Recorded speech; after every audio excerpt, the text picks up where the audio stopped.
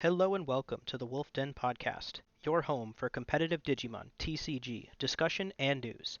I'm your host Nako, joined by my co-host Zenitsu. This week, we will be discussing our predictions for the competitive North American BT10 meta. We are now available on all podcasting networks, including but not limited to Spotify, Apple Podcasts, Amazon Music. Find us at Wolf Den Digimon TCG.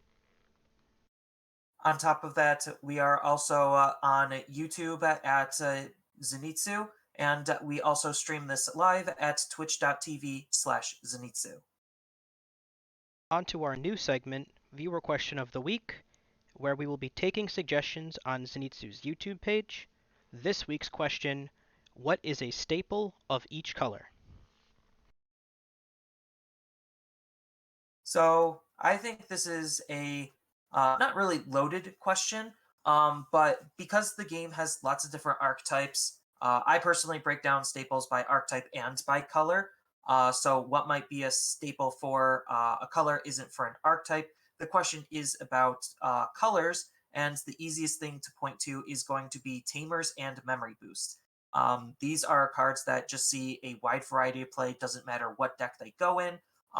It just helps whatever deck that you're going to be using. So memory boosts let you usually, at least the color-based ones, look at the top four and then add a card of that color into your hand, specifically Digimon, and then you get to use it for 2 memory later, helping with your searching and tempo at a later turn. And then Tamers come in a wide variety of shapes and forms, but most of the time we're just going to be looking at memory fixing Tamers that are going to be hard setting your memory to 3, and the ones that are more stapley are the ones that are more like agnostic to a particular strategy, where it's just like, oh, look at the top 3, add a green and a blue one. When you're level 5 or higher attacks, draw a card. Like the ones that don't really need a specific strategy to work around are usually the ones that you're going to end up using more often than not, unless a more specific one for that archetype fits that same role, then you're going to want to use that over the generic agnostic staple. Yeah, that's a pretty good breakdown of what I would consider to be a staple as well. I think the easiest, straightforward definition, as far as how we refer to it from this point and moving onwards, for anyone that isn't aware, a staple would be strictly a card that is used in a position for a deck um, when a more specific instance of that for a specific archetype isn't present. Something that you're always going to want to run in a deck of a color unless something more useful or slightly more powerful for that archetype can be used. And it kind of forms the base power level for the color as a whole. So for Zenitsu's example, kind of piggybacking off of him, for blue, you're going to run a memory tamer in 95% of lists. There are very few archetypes that don't want memory tamers, especially in blue, and that kind of also comes from the power of Davis specifically. Even when Davis isn't grabbing a green and a blue, it's trading for itself and as a memory tamer, and it sees enough cards. It just has a good effect for its rate and is a fairly consistent memory tamer for blue.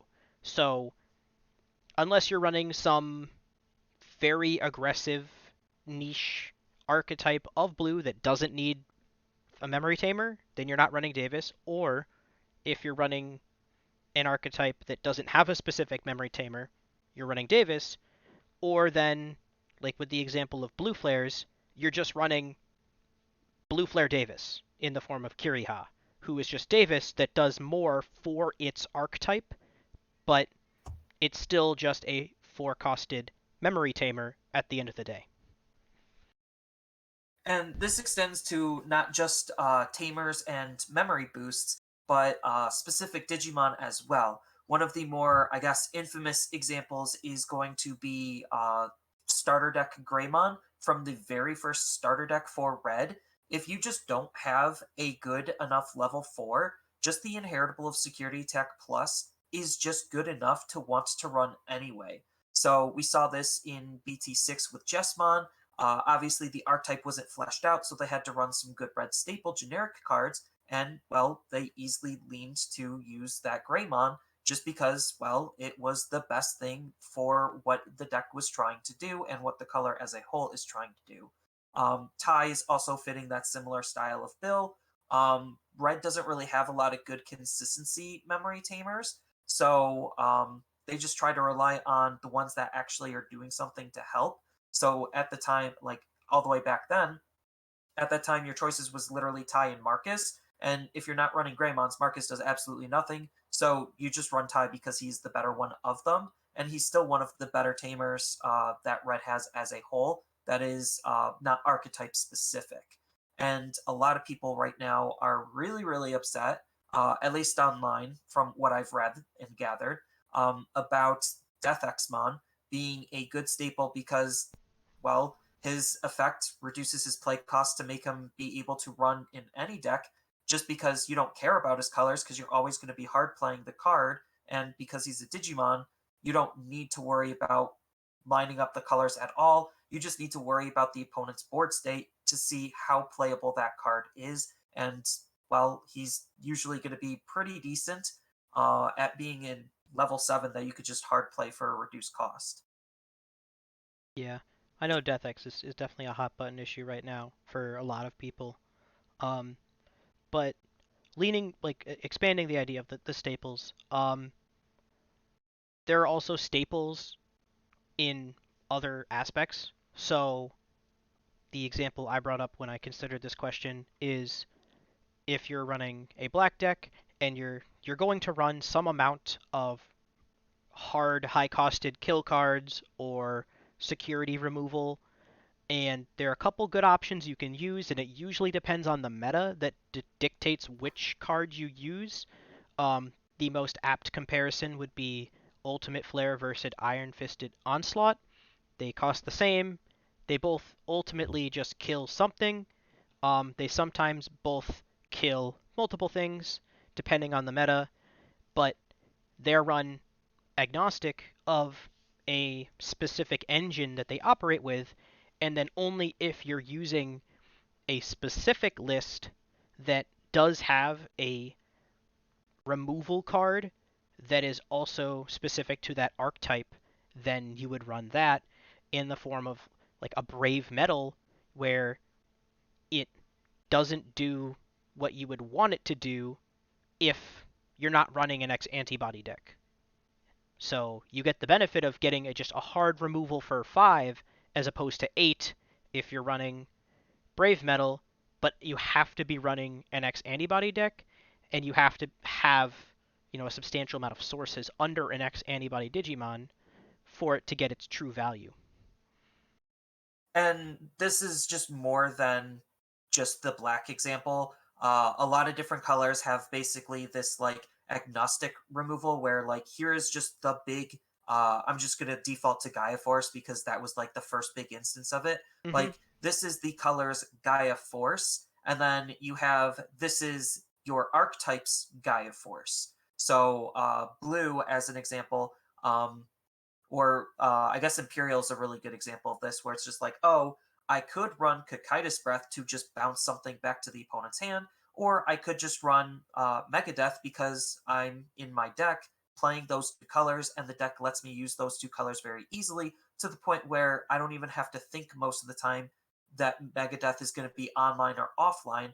It's just basically fulfilling that same role for a cheaper cost that the deck can easily achieve. So there are obviously more examples. Any card you see coming up in list after list of differing archetypes, depending on the specific color, there are almost too many to mention, but that's at least what we define to be a staple and some examples of them. So anytime you hear us talking about staples in the future or this card may become a staple, that's really what we mean. Yep, and staples also come in and out, as Nako mentioned, depending on the meta. For a while in the early metas, we saw blockers being a huge staple card. Now, blockers, at least that type of blocker, isn't as relevant. Some of them still are, and some of them still see some play, but not to the level that they used to. But that doesn't mean that they're not necessarily a staple because they're just a good generic card that any deck of that color can run. Yeah, I guess yeah. Really going back to the black option card option discussion, then Ultimate Flare versus Iron Fisted Onslaught. It is very debatable which you use depending on the meta, and with reference to Zenitsu's point about Death X, if we weren't in a meta just absolutely overrun by Tamers and decks that use and abuse Tamers, then we wouldn't Death X wouldn't be a problem because Death X wasn't run by the top 5 or 6 decks of last format. 5. Yeah, the majority of the top decks in BT9 did not use nor need Death X because they weren't necessarily like single stack decks, but they didn't play into the strengths that made Death X a really good card. And the same type of strengths that made Death X a really good card is what made like Tommy a really good card, where it just takes advantage of a wide field. While BT9 didn't really have a wide field, so therefore the cards weren't super relevant. Granted, Tommy did get limited to one, but I digress. And then even like going all the way back to if you're not you use a staple when a more specific archetypical version of that card isn't used. And while Death X is there is no archetypical version of it in any deck or any color combination, those decks weren't using that card that was available at that time just because their archetypes were so succinct and so tight they didn't have room to run Death X, even one copy. So the only reason we're seeing it open up now is because the engines that we're working with that are more of meta threats are have room for those copies of those cards, and if they had other cards that were equally powerful within their archetype, they would probably use those instead. I would definitely agree because a lot of the time, the way Digimon likes to do things, detracting a little bit, is they'll create the archetype with its first wave of support, and usually that first wave of support isn't really enough to bring the whole deck together, and then they'll let subsequent sets later down the line fill in those gaps to be able to have more of a tool or a toolbox to be able to fit what it wants inside of what it needs. And cards like Death X are really, really good, not only just for tech cards, depending on where the meta is, but for filler slots to fill in some of those gaps that the deck seems like it's lacking and missing. So this week, as I mentioned at the beginning, we'll be discussing just our expectations for the competitive BT10 meta, the decks we expect to do well, what we expect those decks to look like, how we expect those decks to play with each other, and just the overall competitive scope as we enter this next wave of events. But before that, we actually came across a little bit of well, I guess it's kind of new news.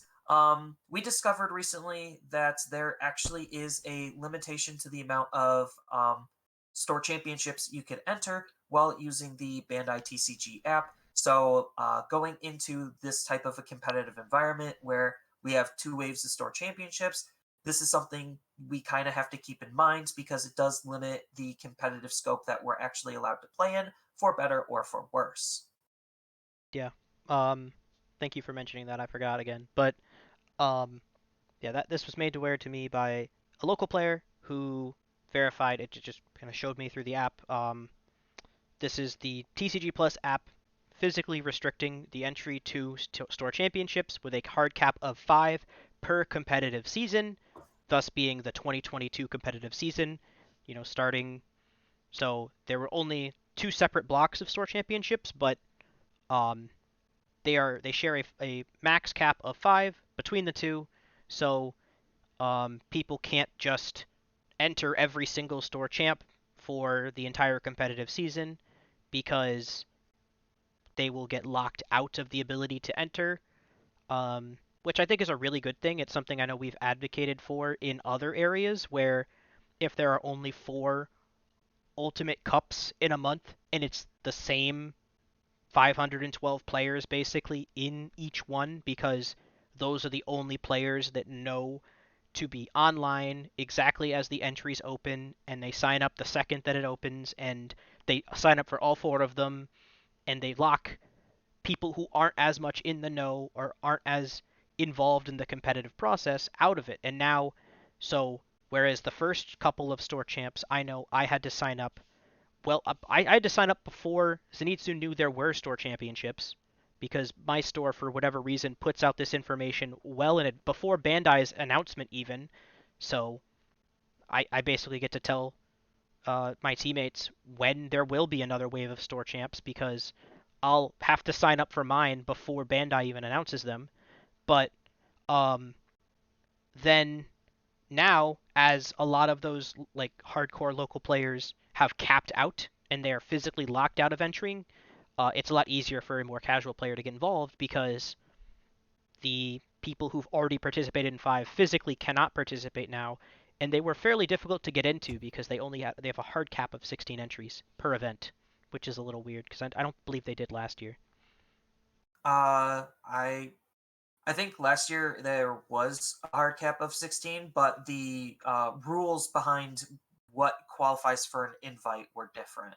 Mm, Because last year you had to be exactly at that 16, and now we only need to be at 8, which is pretty lenient. mm, On top of that, yeah, uh, when it comes to like online regionals, you're still able to play in online regionals. During the last, or I guess the first wave of invites, I played in regional 1 week, one day out of the weekend, and then store champ another day. So I haven't exactly hit my cap yet, but if I was just doing nothing but store champions, I probably would have already. So the fact that regionals do not count towards this cap means that that is another opportunity that you could seek in order to be able to get your invites to nationals.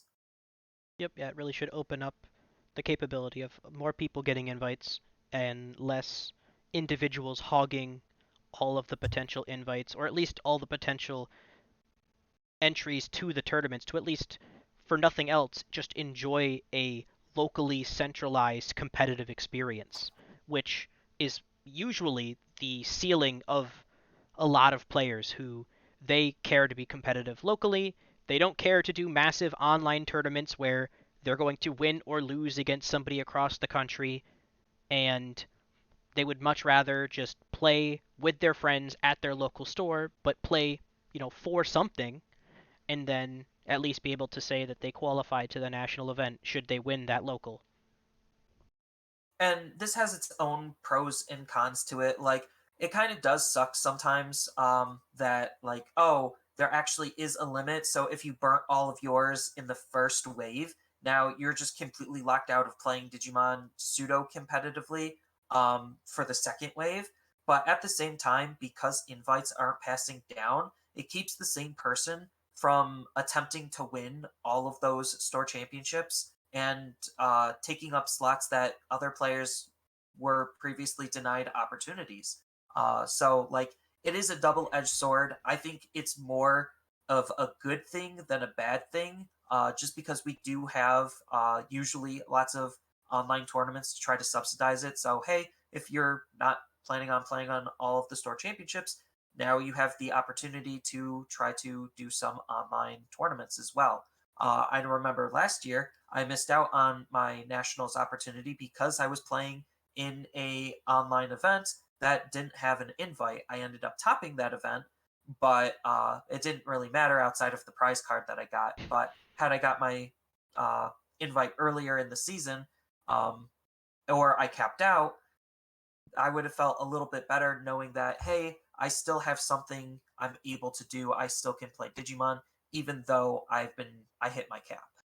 Okay, Grandpa, we've all heard the story about how you would have gotten invited to nationals if you didn't win your DC1. It's the third time you've told that story this week. But I think the Is it? worst. No. Oh, You have told that story at least 3 times in the podcast, but um, I digress. The I think the worst downside is there is a, I guess, middle road of people, not a large middle road, but a fairly like sizable middle road, um, of players who were knowledgeable about these events, wanted to be competitive, and then just happened to, without necessarily knowing it, because Bandai has made no mention of this. That's why we felt the need to mention it. We tried to we forgot to mention it last week. Zenitsu did not let me forget it this week, and just our PSA to the public that there is a cap. It's 5, and it counts the whole year. Because I know for my locals, I could have participated in 5 in 3 weeks, like Saturday, Sunday, Tuesday, Saturday, Sunday, and I'm done for the week. I'm done for the year in a 2 week span, and um, for a lot of players, I feel like they potentially fall into that window of they, without knowing it, signed up for the most competitive versions of those store championships because the most competitive players will played those first events because they didn't know there was a hard cap. They didn't realize that they were potentially signing up, and now you may have some store champs at the very tail end after all the competitive players have slowly capped out and have been unable to enter. You have someone who didn't win a single round their first store champ now just win by proxy just because everybody better than them has either lost or capped out. and it also does kind of create this like pseudo bad feeling, like on the more negative aspect. I know one of my friends, he's trying really, really hard to get into nationals, and he's already on like his last one or two events. And like that puts a lot of extra pressure on him because also I'm sure he's unaware that there is a cap. I'm thinking he's going in week by week being like, oh, I didn't win it this time, I'll just go to the next one. Oh, I didn't win this time, I'll go to the next one. Now he is almost at his tail end and he still doesn't have his invite. So I'm really praying that he gets it off of like his last one or two that he's actually able to enter. Yeah. So, PSA to those that weren't aware. I know I wasn't aware until I got a message from my local Discord that kind of organizes all these various local game stores that hold competitive events, that because we have so many locals near us and they do run store championships and they do run those types of Bandai sponsored competitive events, there is a hard cap, and a decent number of players in my local area discovered that without any notice from Bandai. There was no announcement that this is a thing. The only way to verify it is to personally verify it. Just try and sign up for a sixth event, and you hit apply to the event, and it'll pop up and say, nope, you've already done 5, and that's basically the only verification I can provide to you as to the validity of our claims. Um, but I've seen it for myself, so um, finally getting towards BT10. Um, our discussion will center around the meta, probably just starting from the top-ish down. This isn't in any particular order, but there is a very clear place to start, and that is with Crosshearts. I mean, the he's literally on the package. Yep, and he did absolutely gangbuster numbers in Japan, easily by a country mile being the best deck.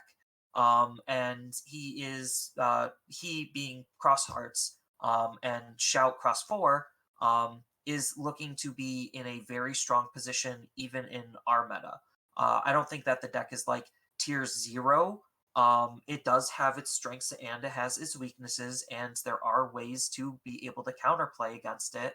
But it is definitely a very, very strong deck, trying to be basically like Hybrids 2.0. You're just going to be spamming your tamers. Your tamers are going to then be spamming your Digimon. Then your Digimon are going to hide underneath your tamers when they get deleted, ideally when you're attacking into them, or just, passively through the opponent's card effects will delete them. And then you just use them again as material to be able to play your higher level Digimon for basically cheap, if not free, and then continue the aggression that way. So I think we can take this opportunity to just explain what the deck does, just so we don't have to repeat ourselves potentially in the future, and we're just going to try and use this episode as a metric for anyone that isn't aware in the future, because while we try and cater to the most competitive audience, and most of us are at least aware of what cross arts is and does and why. Uh, it isn't beneath us to just kind of catch everyone up, and so that we can therefore in the future explain it and understand it at a level to where I don't have to tell you what card I'm referring to, which Shoutmon or which tamer, and why that tamer's there, what they do. And so I have in front of me just like a very generic cross arts list. Um, so the list is basically just Rookie Rush 2.0. It's Rookie Rush Kindergarten Edition. It's what happens when you take a hybrid deck and then you tell them that you don't actually need to run hybrids that digivolve over your tamers. Your tamers can stay there. You can instead use the new save mechanic, and then when a Digimon is deleted, you tuck it under a tamer as like a Digivolution source, and then all of your hard-played Digicross Digimon, Shout 4 and Shout 5, um, allow you to take those tamers. I guess with the invention of the Yeah, red, yeah, Taiki. Taiki. Yeah, Taiki specifically allows you to, when you play, because I think the strict wording of Digicross says only from hand or playfield or field. hand, yeah. But Yep. Taiki allows you to cheat and use these saved Digi sources as Digivolution materials, basically allowing you to make ridiculously cheap on plays with very powerful effects. Most notably, Cross 4, their level 4, which is also why it's kind of a rookie rush deck, because it just uses a bunch of level 3s and 4s with only one level 5. And you play Cross 4, taking one of each of the level 3s, or the, I guess, material Digimon minus Sparrowmon, one Shout, one Starmon, one Darulamon, one Ballistamon, tuck them underneath. Um, Also worth it to note here that you take them in the particular order they are mentioned, from left to right, from top to bottom. So left to right across the text box, sourced from top to bottom, just like how Jogress had a specific one goes on top of the other. You technically must make the stacks in a very particular way, per the wording of the card and the wording of the mechanic. Uh, Cross 4 with 4 sources becomes a play cost of 1. Yep. And for 1, you then get to just hard play a Digimon that then gains Rush and allows you to draw 2 when you play it, reminding myself of all of its abilities. You draw 2 when you play it, um, as Then well Shoutmon as gives it rush. Shoutmon gives it Rush, Ballistamon gives it Piercing, To Starmon's gives it just the draw ability to draw on 1 when attack. you attack, And and then Darurumon makes it so that the enemy's security Digimon are 2k weaker, and Shout Cross 4 is an 8k already, so he's technically going to be swinging for 10. so really like the true power of this deck is realized when you consider that you've already chipped away at your opponent's security via these rookies, and then whenever they die, or rookies and level 4s, just all the save tier Digimon. And once they are saved, you then just play Cross 4, um, and also at the end of attack, you get to take all the sources from Cross 4 and place it underneath a tamer and unsuspend that tamer and then So delete this then you could Digimon, base. so you just Yep. recycle Cross 4s. Yep, and even if Cross 4 manages to die mid swing and he's unable to get his end of attack, he still has material save 2, so you could at least save 2 of your materials. But the fact that you already drew 2, made a swing, is still already a huge tempo play into gaining a lot of And you advantage. can use And materials from your hand if you really needed to.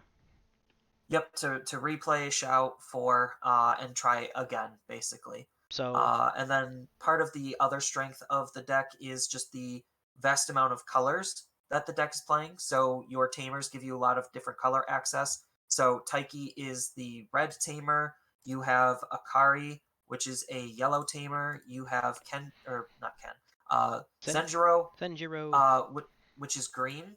And then ideally, you're going to want to play Kiriha, even though he's not a Cross Hearts tamer. He's just another tamer that lets you use the Digimon you're saving for material, and he's blue. So you already have a wide variety of different colors, which could be a both good thing and a bad thing, depending on your option suite. Yeah, Kiriha just becomes a blue tamer that costs one more than Taiki does, but Kiriha is also a memory tamer, so it lets you run a pseudo on archetype memory tamer. Not that this deck necessarily needs a memory tamer, because as I mentioned, in the best case scenario, you play cross 4 for one. One memory, swing. Um, Yep, and so there are other options people run. I know starter deck, TK was a not starter deck. Uh, BT10 tie, the good tie, the only tie people really ever ran, was run initially because it was more on color, more on theme, and it would give Shout 4 +1 security attack. Um, but because he's basically, shoving four sources underneath that's meeting yeah, the conditions of tie, while Shout 4 is also a red and yellow Digimon himself.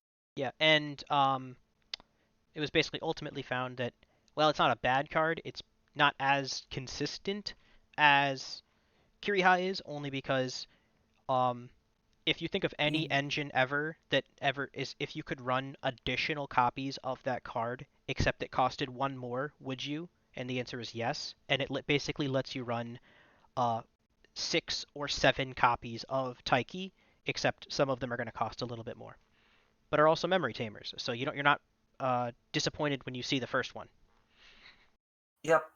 And then to culminate, like to the apex card of the deck is going to be Shout Cross 5, which he already naturally has security attack +1. He has the same Digicross requirements as Shout 4, with the addition of Sparrowmon, and with all of those cards going underneath due to the Digicross, he is actually free. He does not cost anything to use. Granted, he has security attack and blocker, material save 3, so when he dies he's saving 3 material. He doesn't have the ability like Shout 4 to basically like loop himself to be able to shove the material back under, reuse them. So this is like more of your big ender, because Sparrowmon also gives reboot. So you're going to have a security attack 1, blocker reboot, piercer, draw card, all that 9 yards, which is like absolutely insane, considering he is a level 5 with 10k. So with Dorudamon, he's swinging into security at least 12k. Um, Yeah, so it's just a deck with lots of high synergy pieces that are all just trying to basically be shoved under cross 4. You're trying to loop your cross 4s until you run out of cross 4s, and then you're going to go into your cross 5, and that's going to act as another game finisher.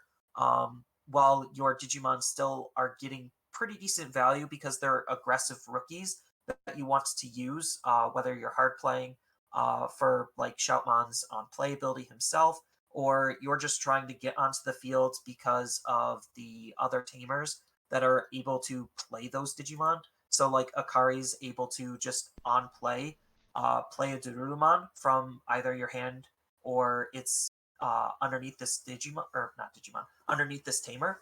So it's just an easy way to be able to spawn bodies while you're spawning a tamer. And then they'll also have their own effects. So it's just an absolutely menagerie of abilities, all on the low end, all playing for very cheap in various different colors. So you have a wide variety of different things that you could do inside of it. yeah. One thing about the save mechanic though is it essentially allows you to play Rookie Rush.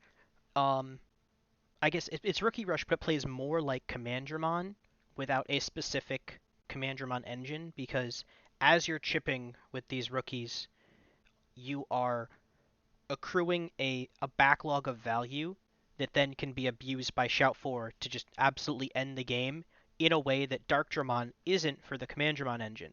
So you can still play Darkdramon for very cheap, but then it kind of gets rid of your Commandramons. It uses them as a resource from your trash. It does not use your Digimon, assuming that Cross 4 doesn't die while swinging, as a resource, because it completely resets for the next cross 4 to do the same thing.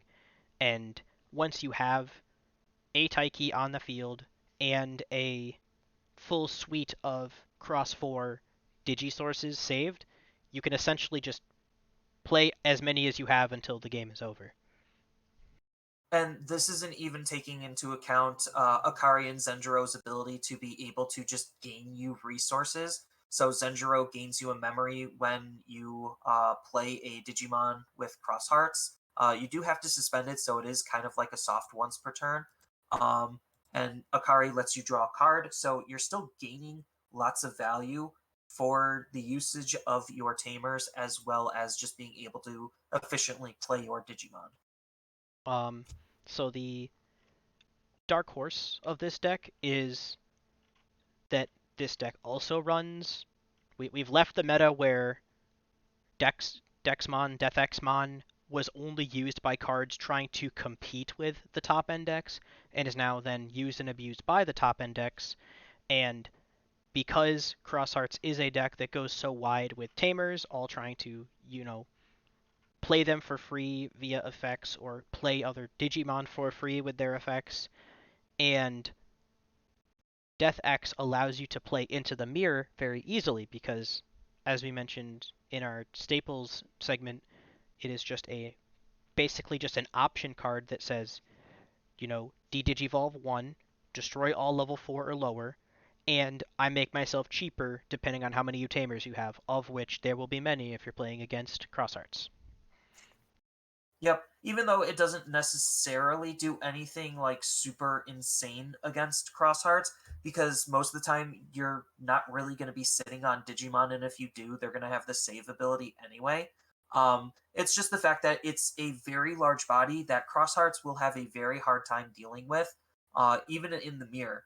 So there is just a huge power dynamic when that card just hits the field, because Crossheart's big removal option that it wants to use outside of basically Death X is going to be in the form of Sunrise Buster, just because it's already playing a red tamer, it's already playing a yellow tamer. Half of its Digimon are red and yellow already, so it's just a very easy card for the deck to run to also just play your tamers. But it takes, what, 5 tamers on the field in order to delete a Death X, and, you know, with 5 tamers on the fields, they probably played that Death X for borderline nothing. And I think the most frustrating aspect, at least to a lot of players, where Death X becomes a point of contention, is that it will, especially at the local level, because whenever we speak to the competitive level, cost is never an option. If you want to be competitive, you have to spend money. That is true for every card game. It's unfortunately probably true in life. Uh, but um, for the local levels, you might have somebody where two players are playing in the finals, and they both have Cross Hearts decks, and one of them has Death X and one of them doesn't, and just that ability to, oh, you have overplayed your tamers, you haven't found your exact pieces yet. Maybe you're still waiting on a Taiki or a Kiriha, so you can't start looping yet, or you don't have all your pieces, so if you want to start playing cross fours, it'll be too expensive. And I now play Death X, and now not only are you unable to close the game on the following turn, but you are now at risk of just the slow grind and chip that is Death X. Because as Citizen mentioned, Death X technically doesn't do anything in two Cross Hearts if they are already set up. It doesn't kill their tamers, and it ultimately won't kill their Digimon either because they could just end the turn with nothing on the field because Cross 4 will delete itself and save all of its sources via its own effect. So it'll never die to Death X if you know what you're doing. And so in that regard, it's not really a tool to put Death X back, but it is a tool to, if you're still not 100% prepared to end the game, Death X becomes a significant hill to climb that you probably, as Zenitu mentioned, you probably just don't remove. It's just, it is going to swing every turn for a security check. You'll never be able to swing over it because you're not going to be tall enough with any of your Digimon unless you also run Death X that just trades with it. Um, so it just becomes that omnipresent threat on the board that'll basically never go away. Yep, and it's not like Crosshearts can gain that much memory where they could realistically make a big like against a suspended Death X, like they would still have to like Sunrise Buster, reduce it as much as they possibly can, ideally playing an Akari, um, to be able to then play a Darurumon for more DP reduction. Like it does have some DP reduction, but it's not like a huge ginormous burst. It's not like, oh, here is a I was about to say Ultimate Flare because you were mentioning it so much. Wyvern's Breath. They don't have exactly a Wyvern's Breath to just be like, oh, you played Death X, here's Wyvern's Breath. And even then, that one for one trade is in your deficit because they probably played their Death X for less than you played your Wyvern's Breath. Yeah, you're probably playing Death X on average for a cost reduction of 9 to 12, I guess. Like, I'm just trying to consider on average, like, if your opponent has Average, you'd see too one many Digimon, tamers, two Tamers. Yeah. well, on average, I mean, maybe they have a Digimon. I guess they're not always just passing turn with an empty board, but, So, like, one Digimon, two Tamers is already -9 and to that's Death X, which makes usually, him cost 11.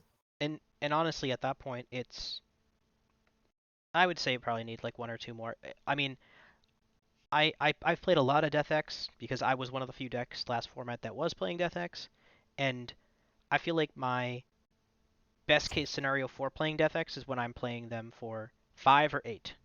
So cost reduction of 12 on average is usually at the part where I start to consider actually playing the Death X. Um, because if Death X was an 8 costed option card, it would still be good. Um, but um, just little segments of like pieces of why Crosshearts is really just that good. Um, Akari is a very interesting card, Akari Hinamoto, the Yellow Tamer, because she and her corresponding Digimon, Darulamon, are basically their own little engine. So, one of the like better plays of the deck allows you to play Akari for 3, which then lets you play a Darulamon from your hand for free, which normally it costs 4, so you're already up there.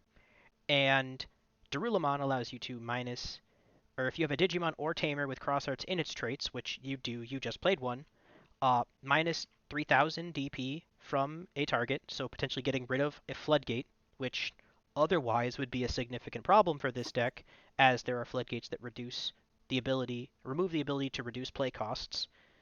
Um, and then Akari can then cycle back to her own effect.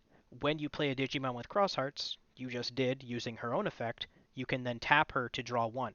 So that whole cycle of 3 memory is play a Tamer, play a Digimon, tap the Tamer, draw a card, potentially kill something for 3 memory. And it's one of the reasons why the deck has really good mana or memory efficient tools to be used before they're just OTKing you with Crosshearts.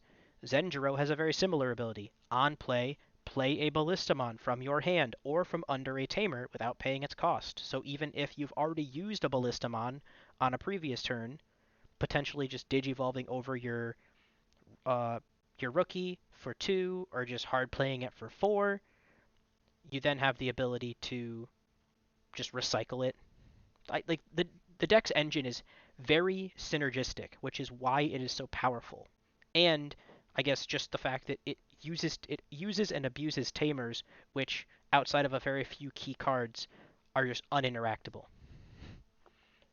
Yep.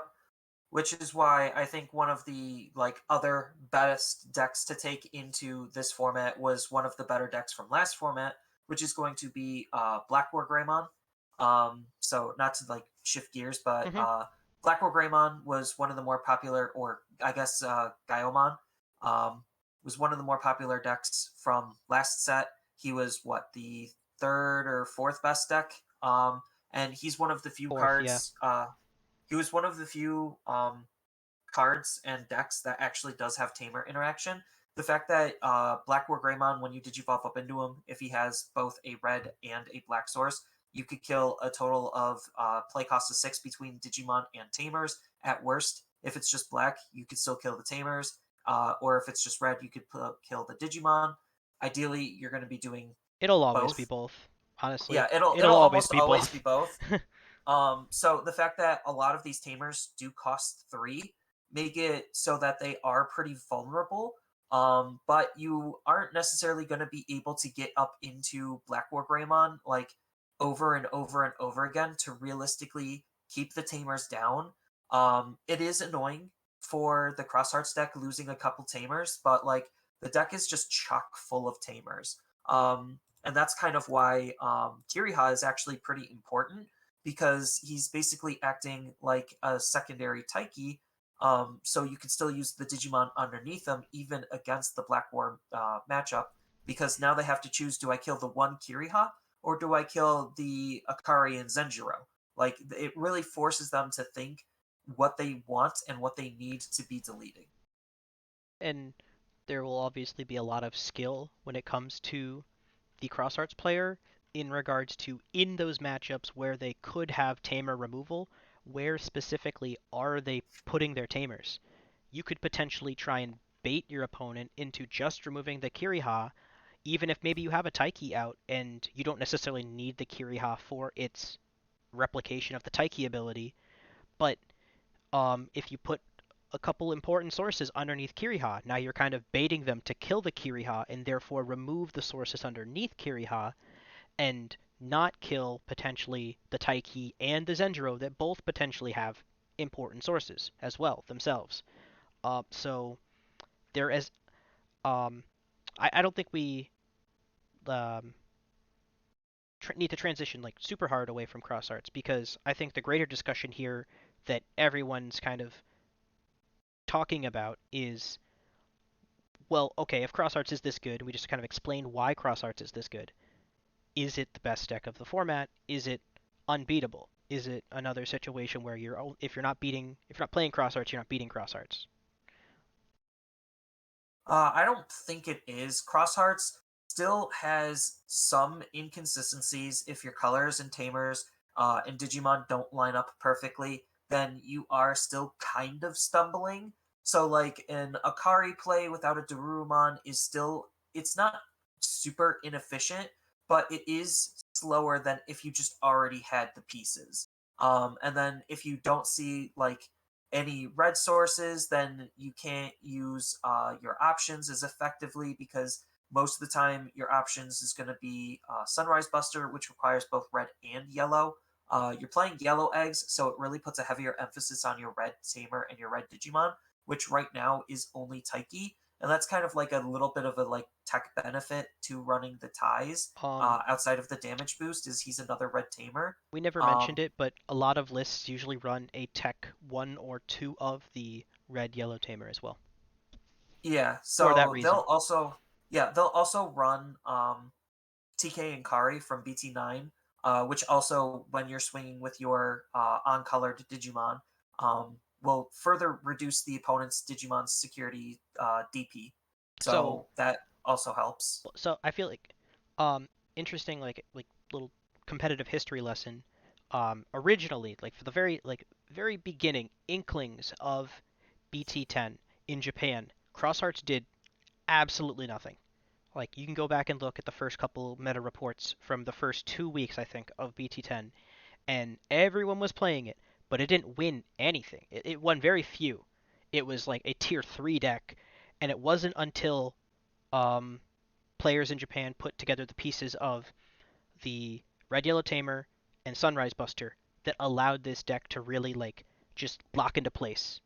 That it was just shy of being usable, and it really just kind of solidified it. Obviously, Kiriha was maybe just like the oil on the cogs. It was already functioning, and Kiriha just sped it up. But the the fact that the deck wants to play Tamers, but it doesn't always have the pieces to play the Tamers, as Anisu mentioned, and you end up in this situation where, like I'm a Crosshearts deck. I'm a Rookie Rush deck. I don't just want to hard play my Darulamon for 4. I would much rather just play my Akari, but I don't have an Akari, or I have an Akari, but I don't have a Darulamon. Is it now I just play it for 3 and I don't get to play the guy for free and I don't get to draw a card? It's just way worse of a play. And Sunrise Buster also gave it a significant security threat because it's something that Commandramon has now adapted to as of its BT9 iteration, where being a Rookie Rush deck has always been this risk that, oh, I can just absolutely blast your security with anything that moves because your deck is full of rookies. I'm never dying to a Digimon in security. And now that they're running Sunrise Buster, they have security threats that not only facilitate their game plan that allow them to play tamers on your turn essentially, but also can kill your guys with high powered security threats. And it's one of the largest reasons why um, for the Japanese BT10 meta, Metal Gururu X completely fell off because nothing in its toolkit prevents it from getting deleted because it gets DP reduced, and hitting the threshold to delete Metal Garurumon is honestly pretty easy with crossarts. I mean, considering your main level 4, which you're running 4 of, is 8k, and then your main level 5, which you're running usually 3 to 4 of, is 10k, and the biggest that you generally are going to be making your initial wares when you're going to start doing the multi-attacking shenanigans is 8k. Like, it already makes it so that it's super easy to pop Three the. tamers. Uh, Three tamers yeah, kills it, and then your 3 whole game tamers plan's kill gone. it. Yep. And that third tamer would get played from hand. So if they have two tamers, they're threatening lethal if you hit a Sunrise Buster. If they have two tamers on the board and one in hand, you've already died if you hit Sunrise Buster. I mean, it's not to discredit like Metal Guru because like obviously security is a huge RNG factor, and Yeah, if you don't see it, then Metal Guru can still absolutely blast through their security. But it does it's just something they have to add. keep in the back of their mind now. Yes, there are more significant security threats that Garurumon is going to have to fight through, not only just in this deck, but in something like Blue Flares as well, where they are going to be running their big hard removal option because it is easier for them to use, and like it's easy for you to maintain their stunned board once they have a stunned board. But that was kind of the big weakness to Blue Flares was if they don't have a wide field, then Blue Flares just kind of stumbles and they can't use half of its effects. Yeah. Um. Which Yeah. Blue Flares, history lesson, was the top deck in Japan starting off because of just the unfamiliarity with how the decks worked. Just led Blue Flares to basically be like Blue Hybrids 2.0. Oh, you have Digimon on your field? Shame on you. Those are gonna not do anything, and then I'm gonna start accruing lots of value because you can't do anything with your Digimon, and now all my effects are basically online, and I can do absolutely ballistic stuff. Yeah. Just imagine the same previous situation I said before, but say you're at two memory and you play an Akari to play a Derulamon to potentially delete something, and then you tap the Akari, draw one, but now you're passing one memory to your opponent and you have a Derulamon on the field, and then Blue Flares just turns around and just spanks you for it. Absolutely punishes it. So while with the advent of more information and more understanding of how the decks interplay, I think Blue Flares will not perform as well in North America. I think there is at least room there with Crossarts being the big bad of this format, with everyone aiming for it as far as teching their decks against it. I think Blue Flares still operate in a capacity that will allow it to attack and fight back against Crosshearts. I'm personally in the camp where I think like we're gonna have this like interesting triangle dynamic where it's just like, okay, you're teching yourself to beat Crosshearts, but now you're leaving yourself open to basically be absolutely blasted by something like Blue Flares, where yes, they're still trying to do some very similar things, but they're a little bit less reliant on just having a wider field. Like they're more quality over quantity. Um, so we don't necessarily need to explain Black War Greymon because it's not doing anything different this Nope, format than it it got a was. total of 0 new tools. It is doing the exact same thing, utilizing the Wargrey engine for protection, and then still running the control high end of Gaiomon for damage and Black War for control. But we should probably at least go through what Blue Flares is and why it's good and what it's trying to do. Yep. Also, like part of the reason why Blue Flares was pretty strong out of the gates in Japan's BT10 was the fact that Blue Hybrids was still around, and going into our BT10, Tommy already got hit, so that already makes Blue Hybrids need to focus and shift away from the hybrid base that it was playing off of. It's still good, but and there's plenty of Japanese lists that don't use the hybrids, but that was a contributing factor to their early success. So I guess I'll start. I'll try and summarize the deck without just the whole theme of the deck. It is a blue strip stun deck, very similarly minded to blue hybrids. The only difference is that a lot of its effects gain value from the stripped or stun Digimon out. So blue hybrids, it was basically just the dual tamer, allowing them to gain memory. Multiple instances of that, like so you'd start your turn with 7 memory or so every turn, and then attack with level 4 hybrids.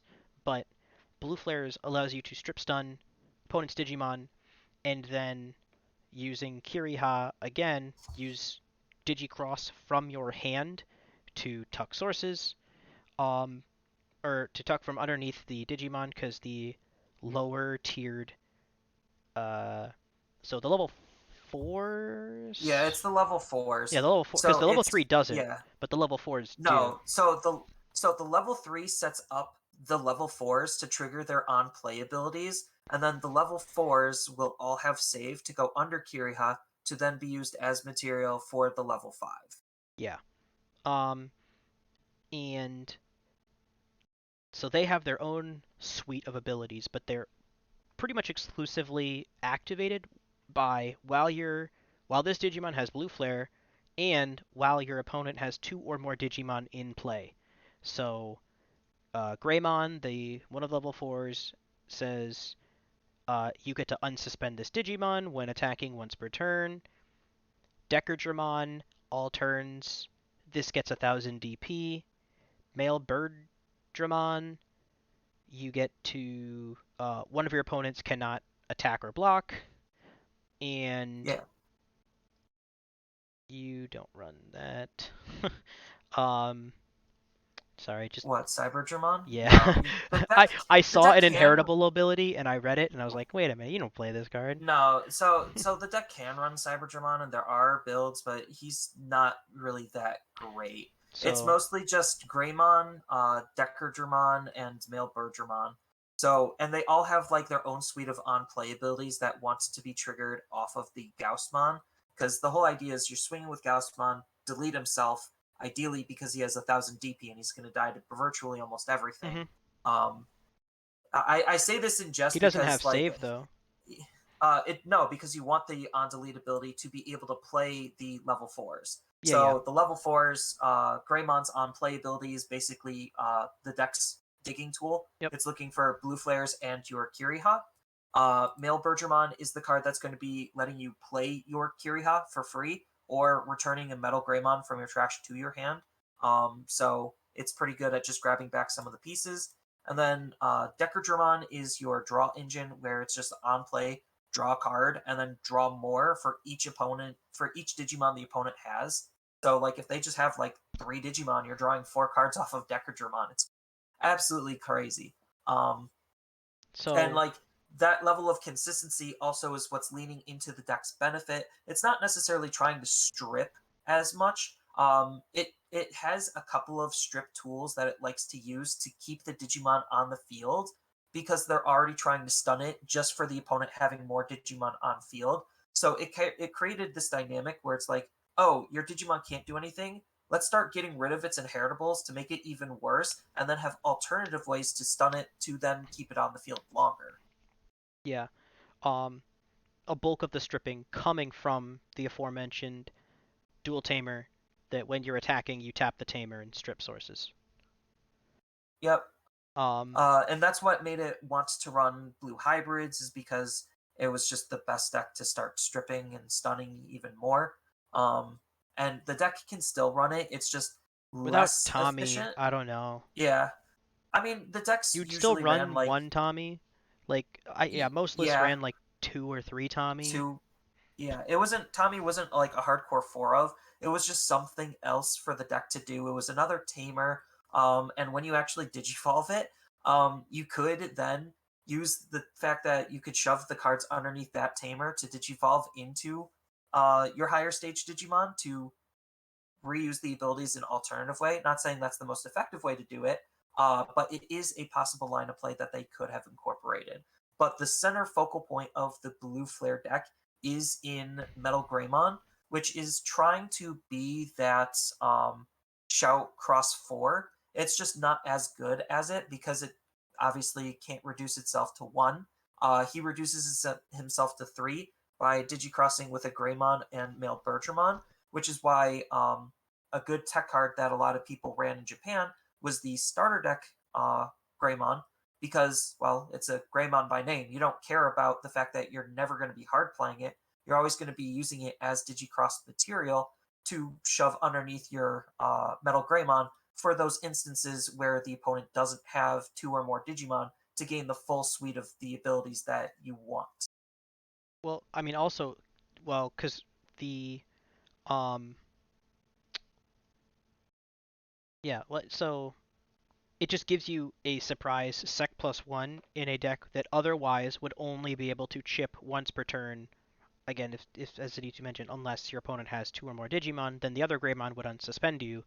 But if you can't do that, you can just swing for two checks, and it's essentially the same thing. Um, but I would say the focal point is not Metal Greymon. Now, I guess I'm being a little cheeky here. Metal Greymon is the face card of the deck. It is the big bad of the deck. It's its boss monster essentially, with Decordramon only It's the being super rare, yeah. yeah. Decordramon is just the armor form of Metal Greymon.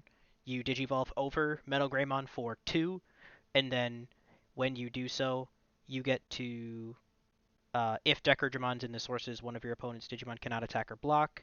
Adding to the fact that Metal Greymon states, um, if you digicrossed three, if you digicross three of your opponent's Digimon with a number of sources less than or equal to this Digimon, cannot attack or block.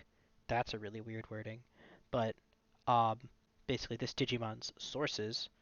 Um, Yeah, that's also part of why they wanted to strip the sources, so that way it would always have less. So that way it's just more instances on being able So to you stun. can basically, as wide as your opponent's board. I don't care if they're, five Digimon out, and you can strip and stun the whole board, and then Digivolve in a Decker, giving you the armor purge of Decker, as well as being a 10k body instead of a 8k body, even though Decordramon gives 1,000 inherently. So it just makes Decordramon essentially the level 6 of the deck, even though it doesn't run any level 6s. But uh, what I really mean when I say I'm being cheeky is the real focal card of the deck is actually Blazing Memory Boost, potentially the most efficient card in the game's history. Everyone's complaining about Death X, but no one's complaining about Blazing Memory Boost. 5 costed option card that states on play, reveal the top 6 cards of your deck, add 2 with blue flares to your hand, and then play a Kiriha from the remainder for free. That's ridiculous. And It does have Blazing some Mem weird ruling though. Blazing Memory Boost itself is a blue flare. You can add blue flare to your hand with blue flare, and it has the same memory boost ability of delay. So you could basically play this for 5. Kiriha normally costs 4. It is a memory boost that costs 1, adds +1 cards to your hand, so it replaces itself and adds 1, and then will later delay for 2 more memory on a following turn. We do have to acknowledge that it does have a really weird ruling where you cannot play the Kiriha if you do not add 2 cards, and if one of the cards in there is Kiriha, you can't play the Kiriha that you added. It has some like really weird stipulations, but in Yeah, it's terms like of it's like what the state-based card is, rulings because technically when it checks, Kiriha isn't in your hand. So if you have to add Kiriha to your hand to make the above true, then the bottom can't be true. it's less confusing if you've played Magic, but I could understand it being a not super involved. Without specifically looking up an FAQ, I wouldn't expect you to know that.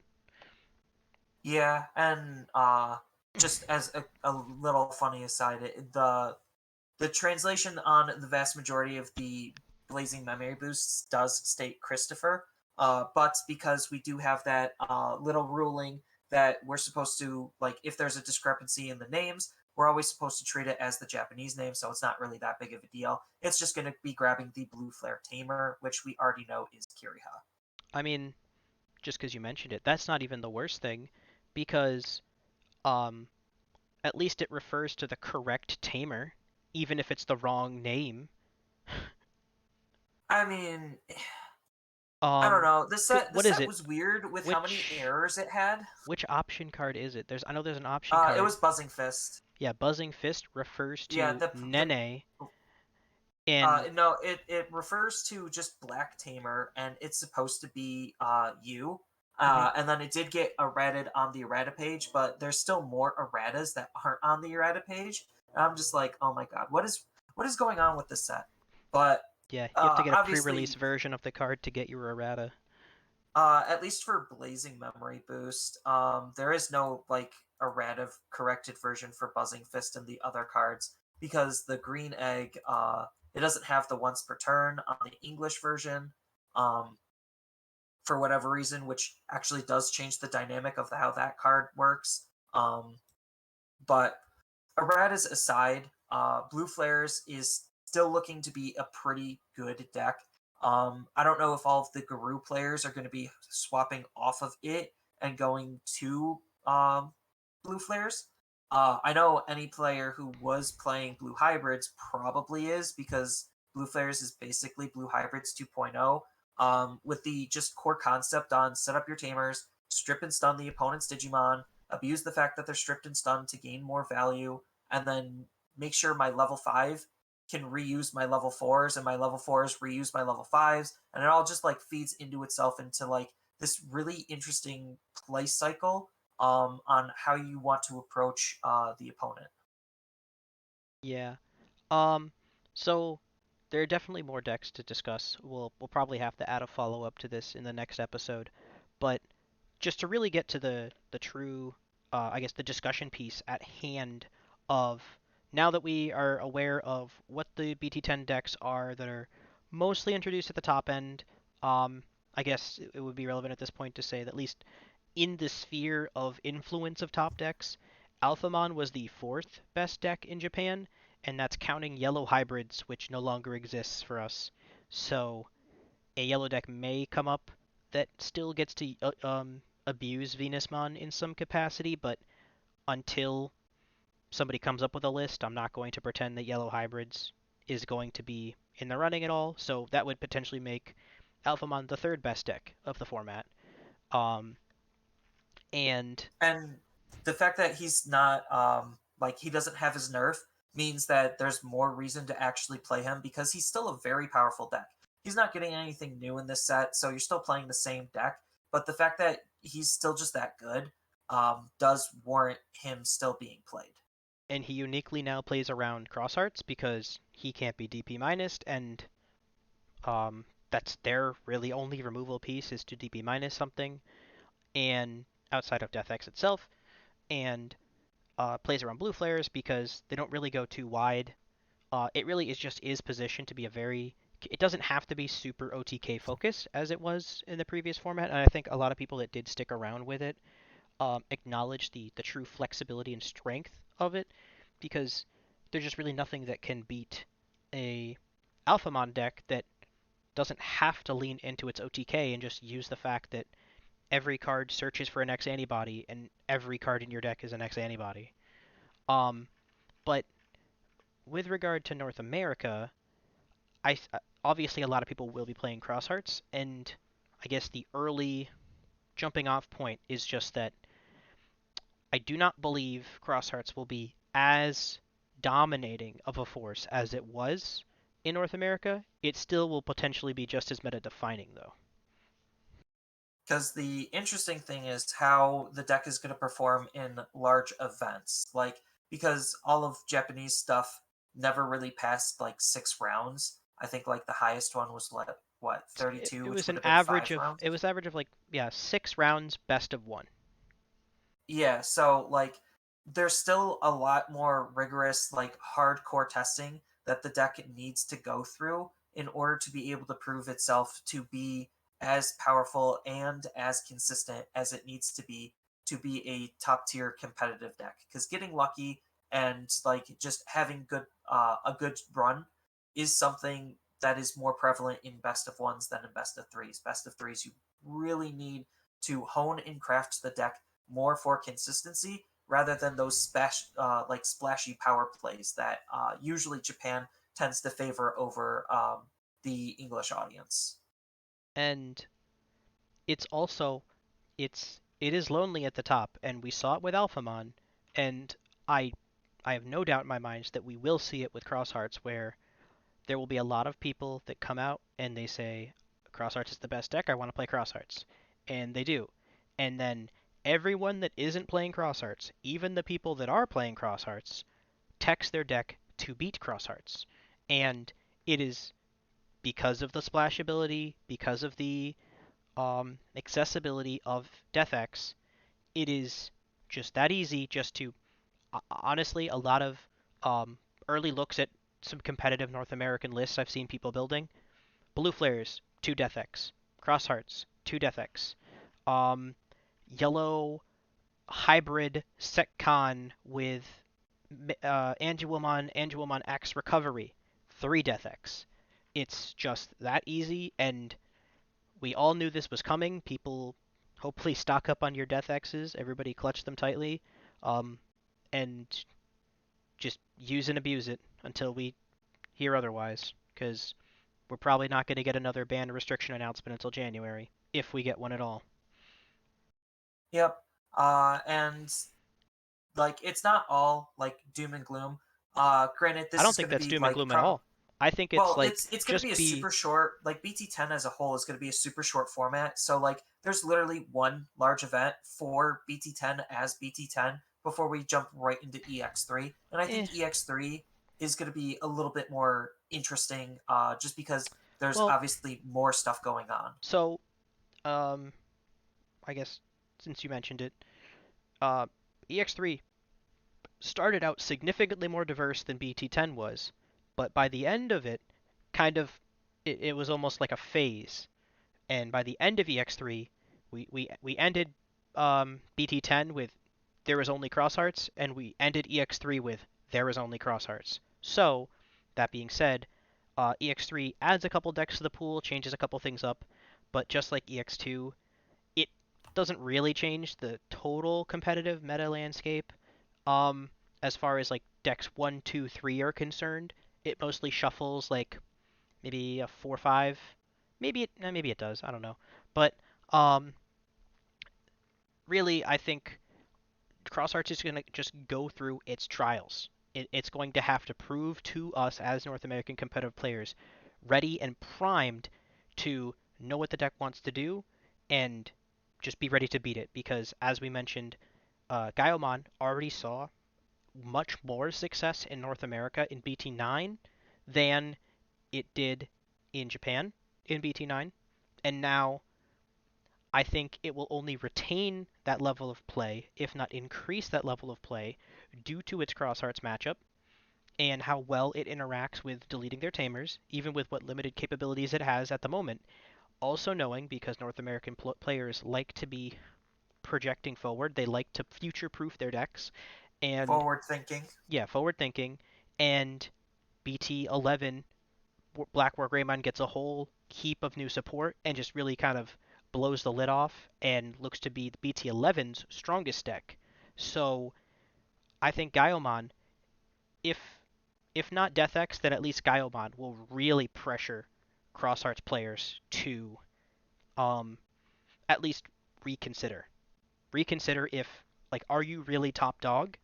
And if potentially like Gaiomon having worse matchups against other opponents potentially outshone um, by the fact that it just absolutely bodies Cross Hearts if it can make a couple key plays. Most notably, deleting the only tie key they have, the only access they have to the on-play Digicross, and potentially one other Digimon, removing their saved sources. On top of them just having a big blocker to stop any aggro. Um, so I just I think think that this, like it, and I haven't seen a lot of people really doom speaking no, I BT10. think it's going to be more Be- interesting than what people anticipate. Just like how BT9 was not as like OTK heavy as people thought. There was still a very wide plethora of decks to play. I think this is just basically going to be another BT9 situation where like we're I overthinking wouldn't say things that. I think on you're how doom and gloom it is. well, because so BT9 still ultimately ended up. It was just what flavor of OTK were you playing, whereas BT10 has enough elements that slow down and taper the speed of the BT9 OTK decks while still being more on average or better on average to that they they can still win if they get their game plan developed and be aggressive enough to force the BT9 OTK decks into awkward positions. So, whereas the BT9 situation we mentioned before, you could not play your memory tamer. It was too expensive and you didn't have time and it just kind of wasted you a turn and you realistically never saw too much benefit from it because you only got another 2 turns. Whereas now Blue Flares has Blazing Memory Boost. That kind of just solves that problem. They're playing their memory boost for a net cost of 1 after the playing the tamer for free, adding 2 cards to your hand, and then now you have a so that you can just straight up on the next turn rip the cord and just start next turn with 5 memory if you really need to, which is just very powerful for a short window of time. Yeah, I mean, what's making a lot of these decks perform well enough, at least these Digicross based decks, is the fact that they have alternative ways to be able to play and set up their tamers. And that saves them a lot of time and effort uh, versus doing it the slow way. Just because, like you said, Blazing Memory Boost does allow you to just easily set up. Um, and you have Sunrise Buster that also just lets you set up even more tamers for cross hearts. So like we're just getting more efficient ways to be able to play our tamers for these decks to function on the level that they need to compete with the OTK decks. And like a lot of the good BT9 decks aren't going away. It's just matchup dynamics is going to be changing just because of these decks. And I think like part of the thing on why Cross Hearts is also so feared is because of how easy the deck is to build. The vast majority of the cards are on low rarities. Granted, it does really like the inclusion of Death X, but like if you don't have Death X, yes, you are less competitive, but you could still play the deck and still do everything that the deck wants to do. And it's going to be like dirt cheap to make. Death X only helps you on your worst day, which doesn't make it a bad card for the deck. And still, I would say I would be remiss if there were a list that tops a large competitive event without Death X. Just due to the fact that it wins you games you otherwise would lose, which is something not a lot of cards offer. So again, depending on to which level of competition you're speaking, if you want to win locals, or win a store champ, yes, you probably can play Cross Arts without Death X because there are just fewer opportunities for you to need Death X or to draw Death X when you could have used a 4th copy of Shout 5 or something like that. And but for these large online events, I feel like it's going to save you at least once, maybe twice, like over the course of the large event to the point where you just maybe somebody that's you know, 41st at the event is just as competitive as the top 8 are, but they lost a round because they weren't running Death X. And Unfortunately, you never see that because we never get, you know, we don't get everyone's story when we look at a list and talk about the top 16 people when the guy that got 19th is kicking himself because he misplayed, you know? Yeah, that's fair. So, um, in with mention, I guess, to our changes, I also think because Crosshearts being the focal point of the meta, being the big thing that everything warps around, I think it really puts Jesmon, specifically Jesmon X, I guess that's really the only Jesmon left, um, into a very prime position to then not necessarily rock paper scissors, but um, go more toe to toe, level per level with your Gaiomon and your Blue Flare. Yeah, and that was the rock paper scissors dynamic I was trying to get to before, where Yeah, it's just like you tech so hard into one thing, you make yourself weak to something else, and then like meta like a galaxy brain, uh, you're gonna be like, oh, if everyone's gonna be playing either the meta deck or the anti meta deck, if I'm playing the anti meta to your meta deck, the like anti meta. that's yep. That's where like the real interesting stuff starts coming out of the woodworks, and we've seen it multiple times before in the past, where we think everything is just straight and narrow. This is it, and then something just comes out and just blasts people out of left field. I would probably say D Reaper was that at the beginning of BT9, everyone just wrote it off, and then it just did numbers, hmm just because it D was doing Brigade too. something. D Brigade came out. It Yep, was and even D Brigade later. too. Even later, yeah. Um, So there's still room for the meta to develop, even though the development cycle is going to be very short lived because of how close I EX well, 3 is. again, I hesitate to say that because EX3 is BT10 with extra steps. So I mean, I mean, yeah, it's we're gonna see, we're gonna have the time, we're gonna have the length of iteration. This isn't BT11. We're not adding in a new boogeyman. We're not dethroning the boogeyman with something else that just hard counters the boogeyman now. That would make something else that was like the third best deck the best deck. Obviously, Bloomlord is the big winner.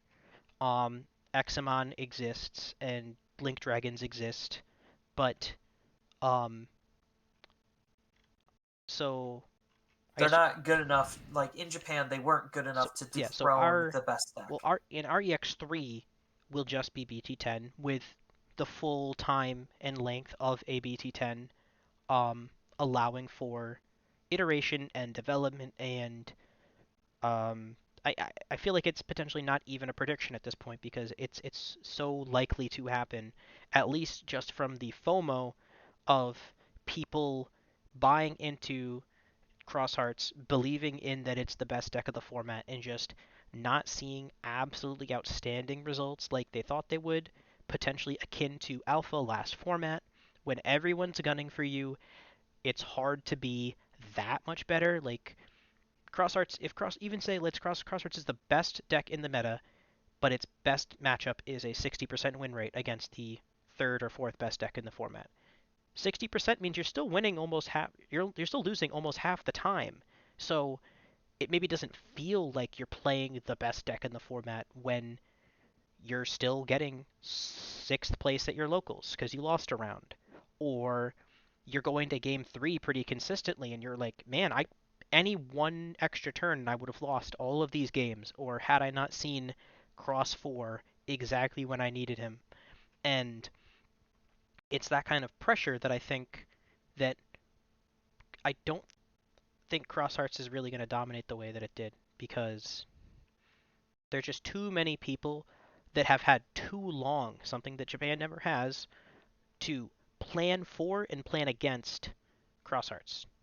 We've had 6 months of eyeing it and being like, oh my god, this deck is ridiculous. What the hell does it do? It plays it for one? And now we play the Tamer removal, we play the Tamer hate, and we play the decks that can just uh, beat down and abuse the fact that they do have to set up Tamers, and sometimes they have their Tamers, they don't have their Digimon.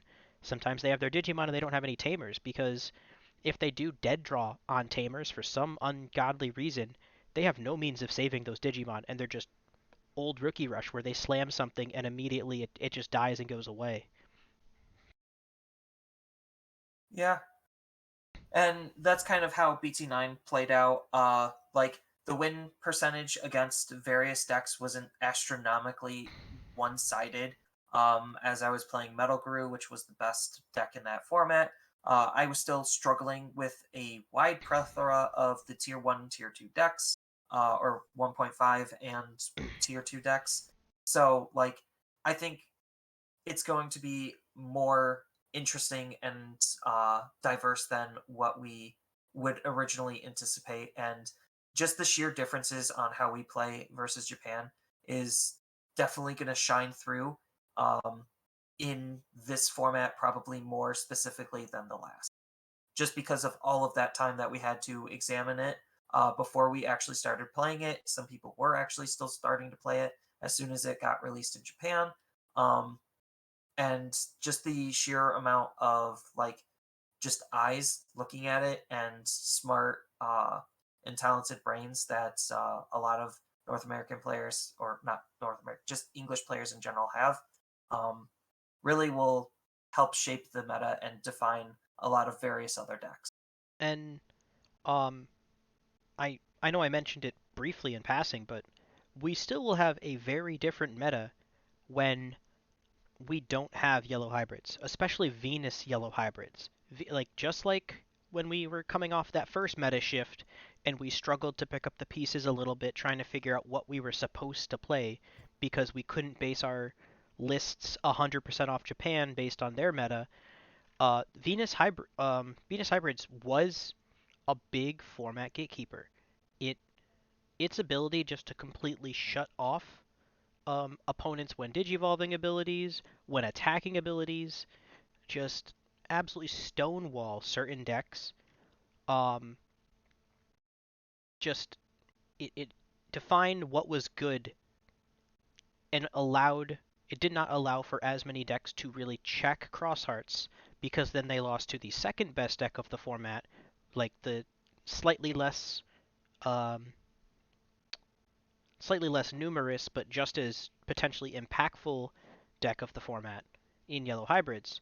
So that's why your Jesmons were just way worse because a Jesmon that doesn't do anything is just a bad deck. And And we're also still missing the security rookies that have security effects. yep, Not all of them are super playable, but like they blue still flares will be kind of hurt. matter. Blue Yeah, flares will be blue hurt. flares definitely will miss the blue command because that's extra card draw. Alpha Mon will miss And the black one. any loop deck will miss the Impmon just because imping back your floodgate is still kind of a relevant play. Um, Also just note like again why potentially Crosshearts was so good is uh Venusmon only affects when digivolving or when attacking effects, uh, of which Cross 4 has 0 1s that are relevant. Um, so it can exist without its plus when attacking draw 1. It doesn't shut off its end of attack ability. It doesn't stop digicrossing. So Cross 4 was, or Cross Hearts and Cross 4 specifically, were uniquely positioned to be completely unaffected by Venusmon's fog effect, which, again, if someone can make and build a list that is competitive that uses Venusmon, because Venusmon is a fantastic build around card because its ability is a fog effect for those that aren't aware. Um, so just like Ice Wall, just like what else? There's a couple of fog effects in the game now. So fog, Grand eminent, or not Grand Quagmon, Akuamon Pro. Akuamon, basically meaning the when digivolving all opponents gain that it just kind of sits there on the field like a fog. And so even if your Digimon is in raising and therefore untargetable, when it does raise, it then enters the fog, gains the security attack -1, gains the now that it has its security attack manipulated in any way, which is the way that Venusmon reads. So if you're a security plus or security minus any instance of extra security manipulation, um, then you lose your when digivolving and lose your when attacking effects. Yeah, But we'll probably next week get into a lot more decks. I know we just talked out of our butt on cross hearts and a little bit on blue flares. Obviously, there's more to the meta than just those decks, especially the ones that are like new and emerging. So we'll get more into that next week. Yeah. And I just feel that we're would be, or at least get questions about it had we not mention it, because we kind of wrapped up the top of the meta this week, or at least in reference to Crosshearts and Crosshearts itself.